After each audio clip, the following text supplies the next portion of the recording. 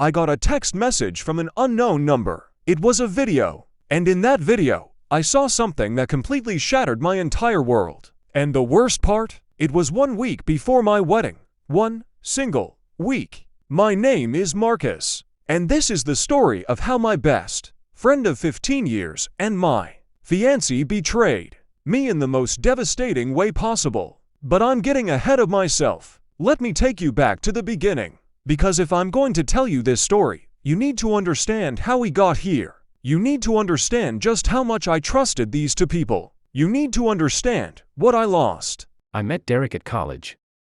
Freshman year, first day of classes.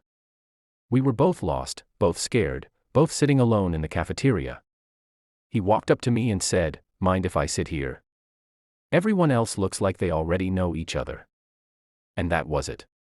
That was the start of a friendship I thought would last a lifetime. He was loyal. He was funny. When I was going through a rough patch in my second year, he let me stay at his place for 3 months. No questions asked. He was the first person I told when I started dating Sarah. And he was the first person I wanted to tell when I proposed. Sarah. God, Sarah. I met her at a friend's birthday party in 2019. I remember the exact moment I saw her. She was wearing this red dress, laughing at something someone said. And when she looked at me, I swear the world just stopped. That sounds cliché, but it's true. She was everything I'd ever wanted. Smart. Ambitious. Kind. She worked as a marketing director at a tech company. She had dreams. She had drive. And somehow, against all odds, she wanted to be with me. We dated for 4 years. 4 beautiful years. We moved in together after a year and a half. Derek practically lived at our place. The 3 of us became inseparable. We'd go on vacations together. We'd cook dinner together. Derek was like a brother to Sarah, and she treated him like one. When I proposed in 2023, Derek was my best man. He gave this incredible speech at the engagement party about how he knew the moment he met Sarah that she was the one for me. He said he saw her and thought, "Okay, this girl is going to marry my best friend, and I'm going to know her for the rest of my life. And I'm grateful for that." Everyone cried. Sarah cried. I cried. Derek cried. It was perfect. The wedding was supposed to be June 15, 2024. We'd been planning it for a year. Sarah's mom helped pick the venue, this beautiful garden estate outside the city. My mom was in charge of catering. Derek was coordinating the rehearsal dinner. Everything was locked in. Everything was perfect. Or so I thought. Looking back now, there were signs. There were so many signs, and I was too blind to see them. About 2 months before the wedding, Sarah started working late. Really late. Like 10, 11 p.m. late. She said her company was launching a new product and she was leading the campaign. I believed her. Why wouldn't I? She'd worked late before. This was just more of the same. But then something changed. She started being secretive about her phone. She'd get texts and quickly swipe them away. She'd leave the room to take calls. One time I walked into our bedroom and she was on the phone with someone, whispering. When she saw me, she immediately hung up and said it was work stuff, nothing important. I asked her about it and she said I was being paranoid. She said wedding stress was making me see things that weren't there. And honestly, I believed her. I wanted to believe her. Then Derek started acting weird too. He'd cancel plans. He'd say he couldn't make it to dinner or to help with wedding logistics because he was busy with work. Derek worked in sales for an insurance company. He'd never been the type to work late. One Friday, about 3 weeks before the wedding, I texted Derek asking if he wanted to grab beers. He said he couldn't, that he had something to do. I asked Sarah where she was going that night, and she said she was going to her friend Jennifer's house for a bachelorette planning session. They were both busy the same night. I didn't think much of it then. I should have. God, I should have. The week before the wedding, things got tenser. Sarah was distant. Derek seemed anxious. The rehearsal went fine, but there was this weird energy between them, like they were being extra careful not to make eye contact. But again, I rationalized it. Wedding jitters, right? Everyone gets them. The rehearsal dinner was beautiful. Derek gave this toast, but he seemed off. He kept looking at Sarah, and then quickly looking away. His words didn't flow like they usually did. He seemed nervous. I remember my dad leaning over to me and whispering, "Is Derek okay? He seems weird." And I told him Derek was probably just stressed about his best man duties. What a fool I was. It was Tuesday, 4 days before the wedding. I was at work, sitting at my desk, when my phone buzzed. An unknown number. I almost didn't open it. I get spam texts all the time, but something made me open this one. It was a video, and I wish to God I had never pressed play. The video was 47 seconds long. It was shot in what looked like a hotel room. The lighting was dim. There were pillows, a bed, and then I saw them. Derek and Sarah. Together. In bed. Together. I'm not going to describe exactly what I saw. I can't. Even now, typing this, I feel like I'm going to be sick. But they were. They were intimate.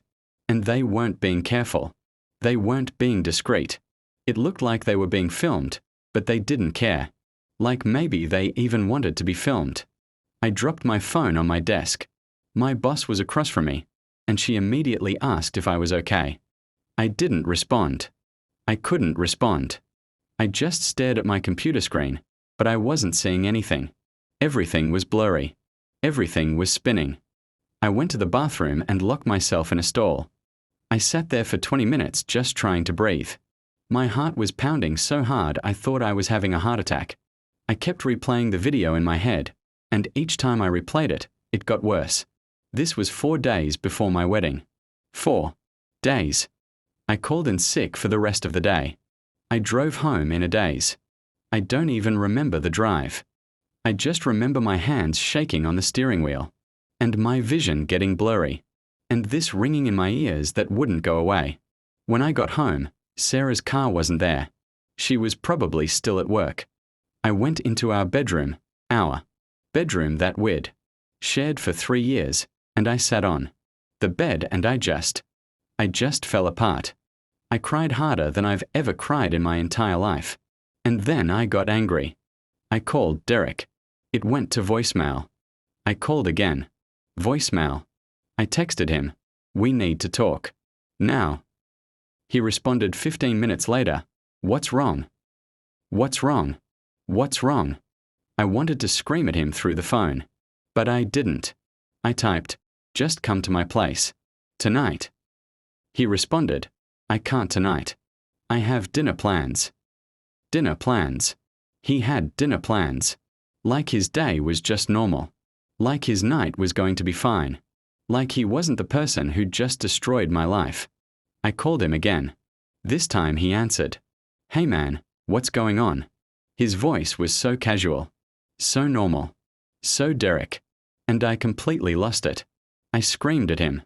I told him I knew. I told him I had the video. I told him he was the worst human being I'd ever known. He tried to interrupt me, tried to say something, but I just kept screaming.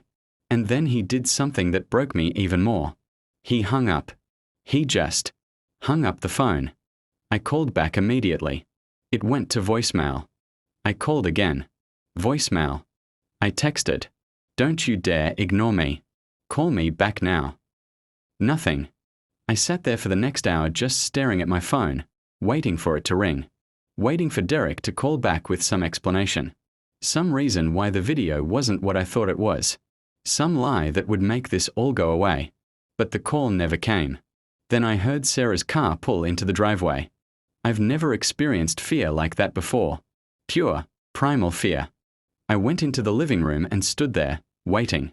When she came through the door, she took one look at my face and she knew. She knew something was wrong. What happened? She asked. Are you okay? I showed her the video. I watched her face as she watched it. I watched as the color drained from her cheeks. I watched as she realized that I knew. I watched as she scrambled for words. Marcus, I can explain. When? I asked. When what? When did this happen? She was silent. When? I screamed.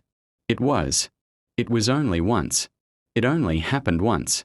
We were drunk, and we. When? 3 weeks ago, she whispered. 3 weeks ago. 3 weeks before our wedding. 3 weeks before I was going to make a vow to spend the rest of my life with her. 3 weeks before we were going to stand in front of our families and friends and promise to be faithful to each other. 3 weeks ago. I walked to the door and I left.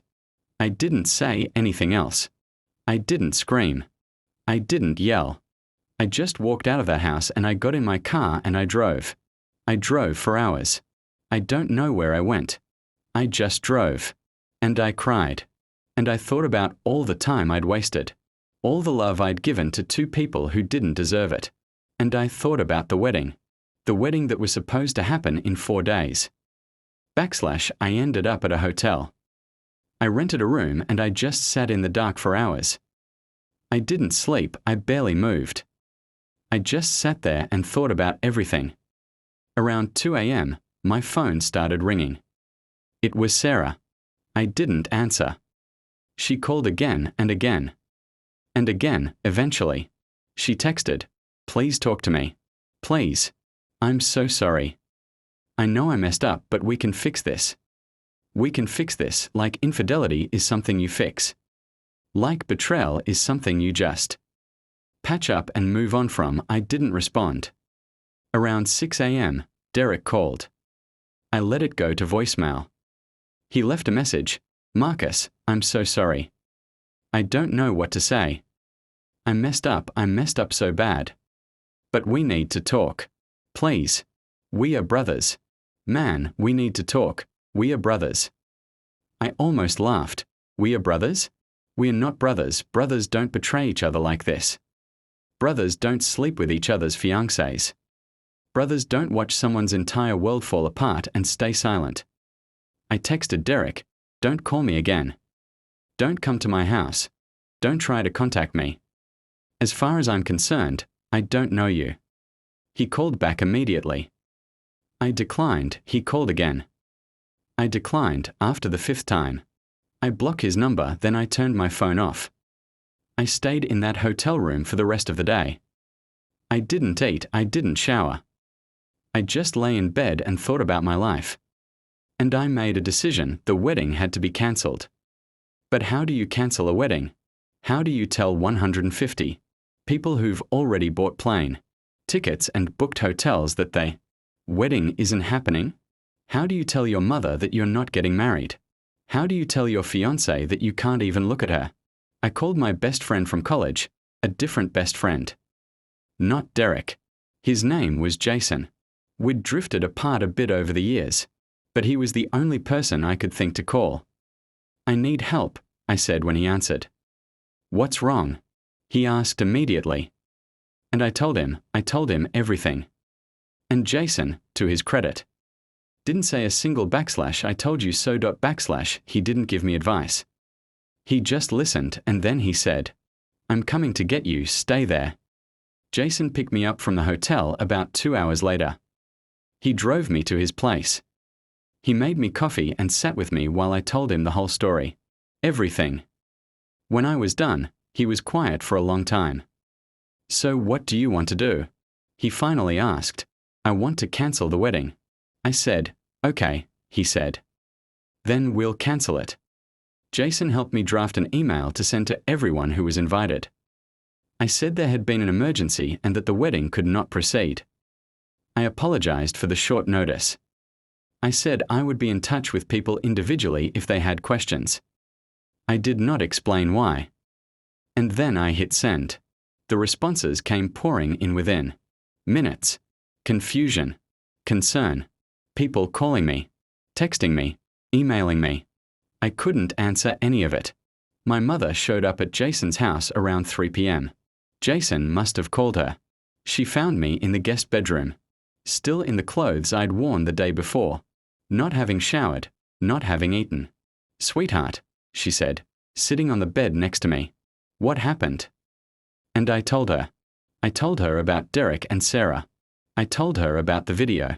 I told her about the betrayal. She didn't say anything for a long time. She just held me while I cried. "I'm going to kill them," she finally said.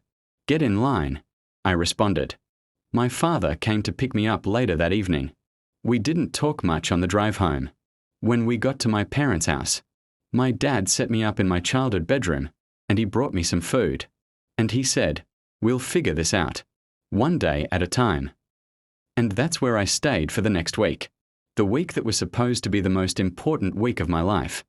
I spent in my childhood bedroom, not answering my phone, not looking at social media, not doing anything but existing. Sarah came to my parents' house on Thursday. My father met her at the door and told her to leave. She was crying. I could hear her through the walls, begging to talk to me. I didn't go downstairs. Derek texted from a different number. "I know you blocked me. I'm using my work phone. I need you to know that this is all my fault. I manipulated Sarah. I got her drunk. I'm the one who's responsible. She's a victim here. Please don't blame her." A victim. He was trying to position Sarah as a victim. I responded, "You're both guilty. And you're both dead to me." And I've never heard from him since. So that's the story. That's what happened in the week leading up to my wedding. Now you're probably wondering, what happened after that? Did you guys ever talk? Did you go to therapy? Did you move on? Here's the thing about betrayal. It doesn't just go away. You don't get over it in a week or a month or even a year. It stays with you. It changes you. The first few months after the wedding was supposed to happen they were rough. I didn't go out. I didn't see friends. I barely left my parents' house. I was in a dark place. A really dark place. I've talked to a therapist about it now. She helped me realize that what happened wasn't a reflection of my worth or my lovability. It was a reflection of Derek's and Sarah's character. And sometimes, people show you who they really are, and it's not who you thought they were. Did I ever confront them properly after that? No. I didn't want to give them the satisfaction. I didn't want to hear their excuses or their justifications. I was done with both of them. Sarah tried to reach out to me about a year later. She sent me a letter, a handwritten letter, apologizing for everything. She said she'd been in therapy too, and that she'd realized how much damage she'd caused. She said she understood if I could never forgive her, but she wanted me to know that she was sorry. I read the letter once, and then I threw it away. I didn't need her apology. I didn't want her apology.